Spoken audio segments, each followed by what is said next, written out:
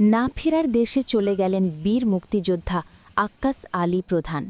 সেলিম আহমেদ তপুর তথ্য ও ভিডিও চিত্রে দেখুন বিস্তারিত।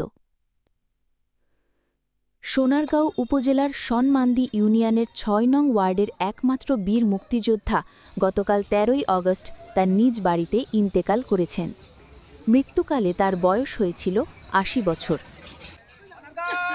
১৪ই আগস্ট বৃহস্পতিবার বেলা ১০টায় তার জানাজা নামাজ অনুষ্ঠিত হয়। এই সময় রাষ্ট্রীয় মর্যাদায় তাকে শেষ বিদায় জানানো হয়। ১৯৭১ সালে স্বাধীনতা যুদ্ধে সাহসিকতার সাথে দেশের জন্য লড়াই করেছেন। বীর মুক্তিযোদ্ধা আক্কাস প্রধানের শেষকৃত্যে উপস্থিত ছিলেন সোনারগাঁও উপজেলার জেলা প্রশাসক মোহাম্মদ মাহমুদুল হক। আরও উপস্থিত ছিলেন বীর মুক্তিযোদ্ধা আব্দুল জাব্বার, গোলাম মোস্তফা মাস্টার সহ আরও অন্যান্য সম্মানিত ব্যক্তিবর্গ। উপস্থিত সকলে মরহুমের আত্মার মাগফিরাত কামনা করেন ও পরিবারের প্রতি গভীর শোক প্রকাশ করেন।